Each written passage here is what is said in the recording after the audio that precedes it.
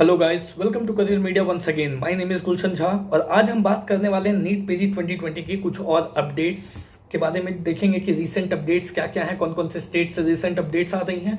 साथ में ये भी देखेंगे कि कौन कौन से स्टेट ने अपने राउंड वन काउंसलिंग की रिजल्ट पब्लिश की और इस बार 2020 में उन स्टेट्स ने कैसा परफॉर्म किया, राउंड वन रिजल्ट ने कैसा परफॉर्म किया, कैसी कट ऑफ रही।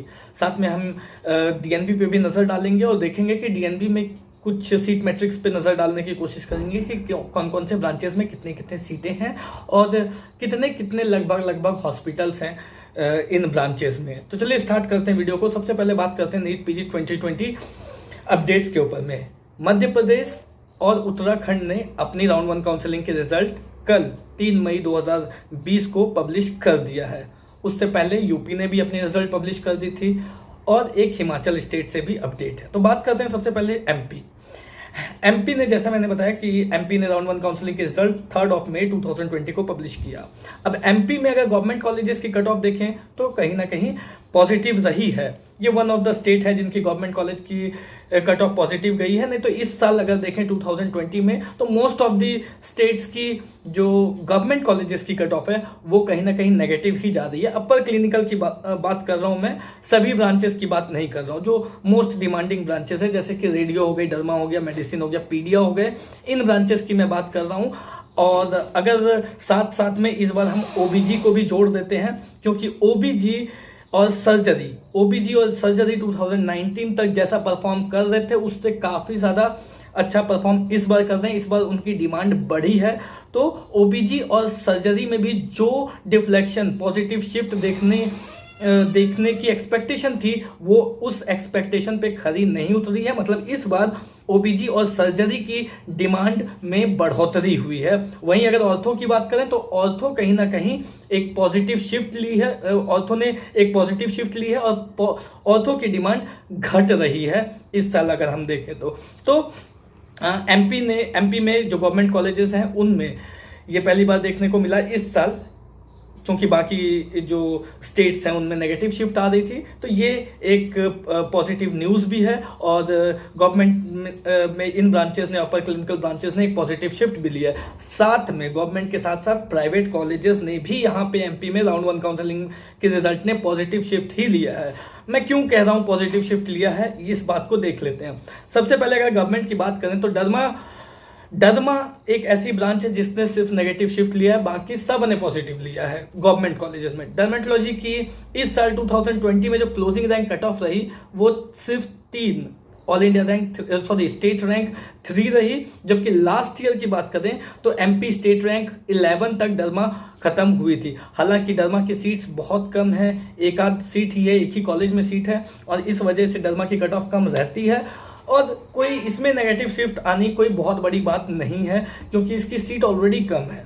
तो इस साल derma state rank, MP state rank 3 पर क्लोज हुई।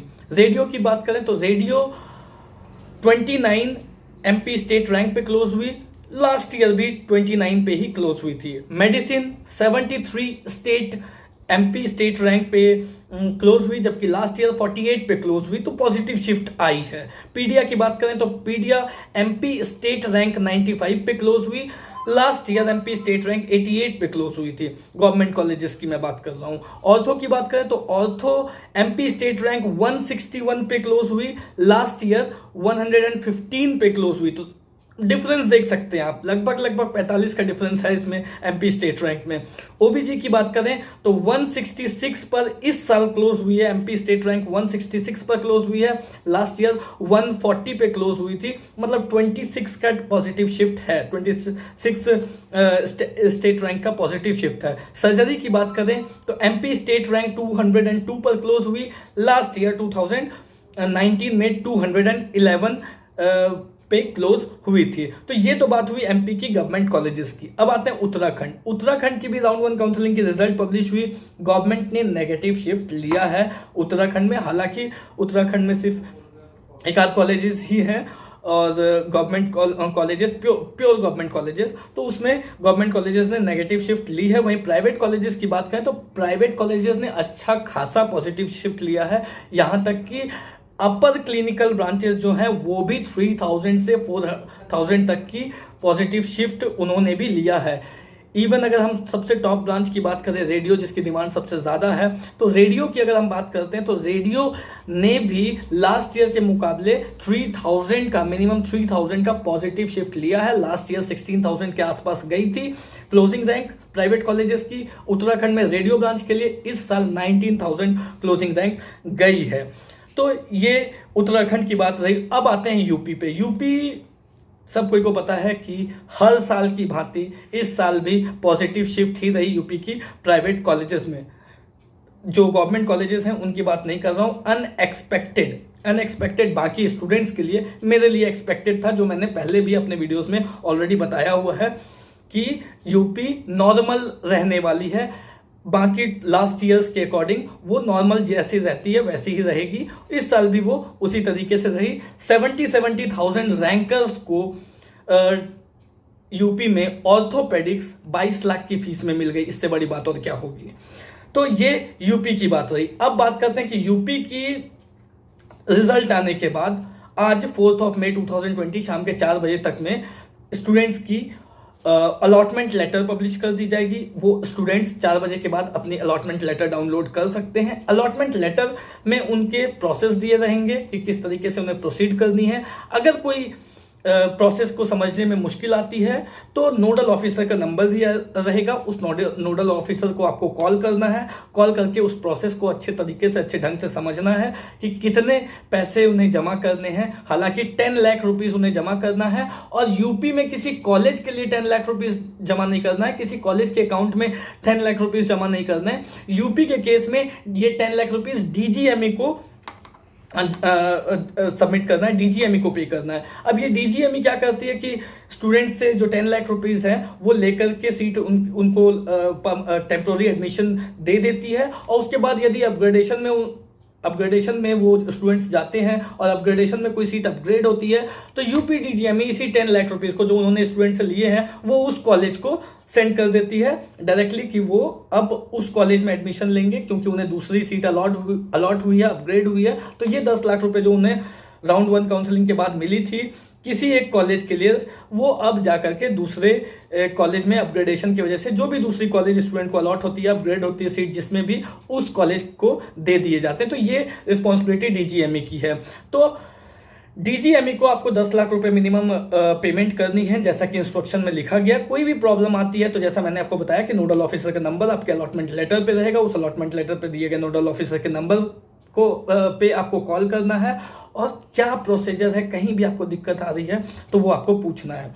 एक बात और मैं आपको बता दूं, अभी बहुत सारे ऐसे लोग हैं जो हर साल ये चीजें होती है, जो इनडायरेक्ट वे ऑफ एडमिशन है उसका उसका प्रमोशन किया जाता है, उसे लेकर के लोग काफी सामने आते हैं। इस साल भी यूपी में सीट मिलने के बाद कुछ लोग हैं जो स्टूडेंट्स को कॉल कर रहे हैं और स्टूडेंट्स से ये कह रहे हैं कि आपकी फीस कम आपको कम फीस बताई गई है। एक्चुअली में वो कम फीस है नहीं, वो ज़्यादा फीस है। मैं SRMS कॉलेज को लेकर के बता देता हूँ कि SRMS कॉलेज जो बरेली की कॉलेज है उसके ऑफिशियल वेबसाइट पे 12 लाख रुपीस फीस दी गई है। डीजीएमई पे एक सिंपल सी फीस स्ट्रक्चर है जिसमें ये बताया गया है कि क्लिनिकल ब्रांचेस की फीस 24,85,000 है। तो SRMS की को लेकर के कुछ स्टूडेंट या कुछ स्टूडेंट नहीं, कुछ लोग हैं ऐसे, कुछ लोग कॉल कर रहे हैं और बोल रहे हैं कि आपको पता है ना कि आपकी साइकेट्री ब्रांच की फीस जो है वो 24,85,000 रुपीस है, जबकि ऑफिशियल वेबसाइट पे 12 लाख दी गई है। तो इसे लेकर के स्टूडेंट्स को डराने की कोशिश कर रहे हैं कि आपको 24 लाख रुपीस देनी पड़ेगी और अगर आप इतना 24 लाख रुपीस नहीं देना चाहते तो आप थोड़ा कम दे सकते हैं, ब्लैक में दे सकते हैं, व्हाइट में नहीं दे सकते हैं। इस तरीके की बातें कर रहे हैं। तो इस तरीके के कोई भी कॉल्स जो स्टूडेंट्स के पास आते हैं वो उन सभी सस्पिशियस कॉल उन सभी को सस्पिशियस कॉल ही मानना है, उन पर ध्यान नहीं देना है। अगर आपको कोई भी डाउट है तो आपको डीजीएमई को या तो कॉल करके पूछना है या तो कॉलेज में कॉल करके पूछना है या तो फिर आपको कॉलेज की ऑफिशियल वेबसाइट पे जाकर के फीस स्ट्रक्चर को चेक करना है। मतलब कोई भी इंफॉर्मेशन आपको चाहिए तो आपको ऑफिशियल वेबसाइट या तो फिर जो ऑफिशियल वेबसाइट पे नंबर दिया गया है उस नंबर पे कॉल करके जो ऑफिशियल जो अथॉरिटी है उन अथॉरिटी से बात करनी है। और इस तरीके के कोई भी जो कॉल्स हैं उन कॉल्स पे आपको ध्यान नहीं देना है, क्योंकि अभी हो सकता है आपके पास ऐसे कॉल्स आए, क्योंकि कुछ बच्चे हैं जिनके पास ऐसे कॉल्स जा रहे हैं। उन्हें डराने की कोशिश की जा रही है कि आप इतने पैसे दो, नहीं तो इस आपकी सीट या तो कैंसिल हो जाएगी या तो आपकी फीस जो है बढ़ जाएगी, जो भी चीज़ है। तो इन बातों को लेकर के आपको सीरियस रहना है और इस तरीके कोई भी फेक कॉल्स आते हैं तो उनमें आपको ध्यान नहीं देना है। अब आते हैं हिमाचल पे।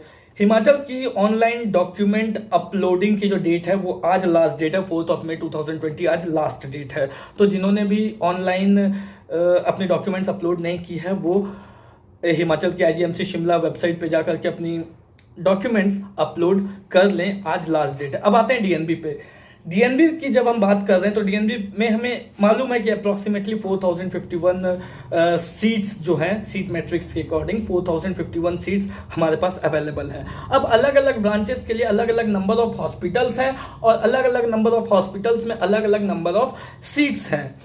अगर हम बात करें सीट मैट्रिक्स की तो डरमा, अगर ब्रांच वाइज हम देखें तो डरमा के लिए सबसे कम सीट्स हैं, क्योंकि सबसे कम हॉस्पिटल में ही डरमा है। और टोटल अगर हॉस्पिटल्स देखें तो 7 हॉस्पिटल्स हैं, जिसमें कि टोटल 16 सीट्स सिर्फ डरमा की अवेलेबल हैं। तो डरमा जिनके बैक जो पीछे जिनके रैंक आए हैं वो डरमा को लेकर के थोड़ा 10,000 9,000 के बाद जिनके रैंक आए वो डरमा को लेकर के स्टैग्नेंट ना रहे, वो अपने ऑप्शन में यदि वो डरमा लेना चाहते हैं और उनकी रैंक 10,000 से बाद है, 12,000, 13,000, 14,000, 15,000 है, तो वो डरमा को लेकर के स्टैग्नेंट ना रहे कि मुझे डरमा ही चाहिए और मुझे डीएनबी में अगर चाहिए तो डीएनबी में ही चाहिए और डरमा ही चाहिए, क्योंकि ऐसा हो सकता है कि उन्हें डीएनबी में डरमा ना मिले इस बार। हालांकि इस बार सीट्स बढ़ी हैं, लेकिन फिर भी क्योंकि इसकी सीट्स कम है, इसकी डिमांड भी अच्छी है, तो हो सकता है कि आपको इन बातों को ध्यान रखना है। रेडियो की बात करें तो रेडियो की 114 से ज़्यादा हॉस्पिटल्स में लगभग 257 सीट्स हैं। जनरल मेडिसिन की मोर देन 250 हॉस्पिटल्स हैं, जिसमें अराउंड 662 सीट्स हैं। पीडिया की 192 हॉस्पिटल से ज़्यादा हॉस्पिटल्स हैं, जिसमें टोटल लगभग 427 पीडियाट्रिक्स के सीट्स हैं। ऑर्थोपेडिक्स की मोर देन 174 हॉस्पिटल्स में 321 सीट्स हैं। ओबीजी की मोर देन 173 हॉस्पिटल्स में 384 सीट्स हैं। इसी तरीके से आप ब्रांच वाइज आगे जाएंगे तो आपको हर एक ब्रांच का अनुमान लगते रहेगा और टोटल सीट्स आप देखोगे अभी तक 4051 है। हालांकि ये फाइनल सीट मैट्रिक्स नहीं है, कुछ और सीट्स ऐड होने के चांसेस हैं और कुछ और सीट्स, फ्यू सीट्स आप कह सकते हैं कि राउंड 2 में भी ऐड होंगी। तो अब ये जो इतने सारे हॉस्पिटल्स हैं, इन हॉस्पिटल्स में आपको जब आप डीएनबी की काउंसलिंग करें तो उसके लिए थोड़ा सा वर्कआउट आपको करना ज़रूरी है। यदि आप डीएनबी कोर्स में एडमिशन लेना चाहते हैं तो आपको इन चीज़ों को देखना ज़रूरी है कि इतने हॉस्पिटल्स में कौन से अच्छे हॉस्पिटल्स हैं, कौन से एवरेज हॉस्पिटल्स हैं, कौन से खराब हॉस्पिटल्स हैं, कौन से हॉस्पिटल्स हैं जो कि आपको ऊपर रखना चाहिए, कौन से हॉस्पिटल्स हैं, उस पर थोड़ा सा आपको वर्कआउट करना स्टार्ट कर देना चाहिए, क्योंकि 8 मई 2020 से लेकर के आपकी registration and choice filling start है। तो चॉइस फिलिंग स्टार्ट होने से पहले आपको इन बातों का ध्यान रखना ज़रूरी है। आपको अगर आप रैंडमली नहीं कर सकते कि जो कॉलेजेस जनरल मेडिसिन में आ रहे हैं उन सबको को जनरल मेडिसिन में भर दिया और मुझे जिसमें सीट मिल गई मैं उसमें जाकर के खुश हो गया, मैंने एडमिशन ले ली, मैं सेटिस्फाई हो गया कि मुझे मुझे जनरल मेडिसिन मिल गई। तो इस तरीके की जो अप्रोच होगी वो कहीं ना कहीं आपके लिए सही नहीं रहेगी, क्योंकि हो सकता है कि आपको जनरल मेडिसिन मिल भी जाए, अगर आपको जनरल मेडिसिन चाहिए तो मिल भी जाए, लेकिन ये ज़रूरी है कि वो हॉस्पिटल जनरल मेडिसिन के लिए है कैसी, क्या उसमें पेशेंट फ्लो है, नहीं है, बेड कैपेसिटी कितनी है और बाकी क्राइटेरियाज को फुलफिल करती है या नहीं करती। तो थोड़ा सा वर्कआउट करना स्टार्ट कीजिए, इसके ऊपर में थोड़ी जानकारी इकट्ठा करना स्टार्ट कीजिए कि कौन से हॉस्पिटल में कौन से ब्रांचेस अच्छे हैं, पेशेंट लोड कैसा है, पेशेंट फ्लो कैसा है, बेड्स कैपेसिटी कैसी है, जिससे कि जब आप काउंसलिंग को अटेंड करेंगे, चॉइस फिलिंग करेंगे तो आपको आइडिया लगनी चाहिए, आपके पास आइडिया होनी चाहिए कि आपको कौन से कॉलेज को ऊपर रखना है, कौन से कॉलेज को नीचे रखना है, जिससे कि आपको बेटर से बेटर कॉलेज मिल सके। तो फ्रेंड्स, इस वीडियो में फिलहाल इतना ही। बाकी कोई भी अपडेट, कोई भी डाउट हो तो आप कॉल कीजिए स्क्रीन पर नंबर दिया गया है, आप कमेंट बॉक्स में भी पोस्ट कर सकते हैं। और यदि आपको करियर मीडिया से करियर गाइडेंस चाहिए तो आप दिए गए नंबर पर कॉल कर सकते हैं और हमारी पेड सर्विसेज भी अवेल कर सकते हैं। Thank you so much.